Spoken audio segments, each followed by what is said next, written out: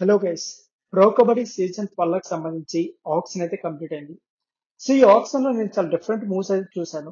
So మీకు కూడా different అనిపించిందా లేదో కామెంట్ బాక్స్ లో కామెంట్ చేయండి. సో మన ఛానల్లో ప్రో కబడ్డీ సంబంధించి ఏ చిన్న అప్డేట్ అయినా సరే నాన్ స్టాప్ గా వీడియోస్ వస్తూనే ఉంటాయి. సో ఆ వీడియోస్ మిస్ కాకుండా ఉండాలనుకుంటే మన ఎల్ఫై స్పోర్ట్స్ ఛానల్ ని సబ్స్క్రైబ్ చేసి రెడీగా ఉండండి. అంతేకాకుండా వీడియో చూస్తున్న ప్రతి ఒక్కరు కూడా వీడియోకి అయితే లైక్ చేసుకోండి. వీడియో చూస్తున్నారు కానీ ప్రతి ఒక్కరైతే లైక్ చేయడం లేదు. సో లైక్ చేయండి. సో లేట్ చేయకుండా వీడియో అయితే స్టార్ట్ చేద్దాం. సో ప్రో కబడ్డీ సీజన్ 12 నాకు చాలా డిఫరెంట్ గా అనిపించింది మాత్రం పర్దీప్ నర్వాల్ అన్సోల్డ్ గా మిగిలిపోవడమే. సో మనం ఆక్షన్ కి ముందు ఆల్రెడీ మాట్లాడుకున్నాం పర్దీప్ నర్వాల్ అన్సోల్డ్ గా మిగిలే ఛాన్స్ ఉందని.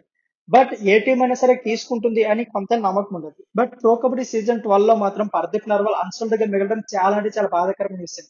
ఎందుకంటే అతను ఎలాంటి లెజెండరీ ప్లేయర్ మన అందరికీ తెలిసిందే. అతని డుప్కీస్ అయితే నెక్స్ట్ లెవెల్ లో ఉంటాయి. ఒక మంచి యాక్షన్ అయితే మనం అయితే మిస్ అయ్యామని చెప్పుకోవచ్చు. ఇకపోతే ప్రో కబడ్డీ సీజన్ 12 నాకు డిఫరెంట్ గా అనిపించింది ఏంటంటే పవన్ కుమార్ శరవత్ ను తెలుగు టైటన్స్ అయితే తీసుకోకపోవడం. నిజంగా ఇదైతే నాకు చాలా డిఫరెంట్ గా అనిపించింది. ఎందుకంటే పవన్ కుమార్ శరవత్ ఎలాంటి రైడర్ మన అందరికీ తెలిసిందే. అతను జస్ట్ మ్యాట్ లో ఉంటే మాత్రం ఆ టీం పై ఖచ్చితంగా విన్ అయ్యే ఛాన్స్ అయితే ఎక్కువగా ఉంటాయి. ఇకపోతే పవన్ శరవత్ ఇంజరీస్ ఉంటాయి. బట్ అతను ఇకపోతే పవన్ కుమార్ శరవత్ కోసం అయితే స్టార్టింగ్ ఎవరు బిడ్ కూడా వేయలేదు. అతను కూడా అన్సోల్డ్ గా మిగిలిపోతారేమో అనిపించింది.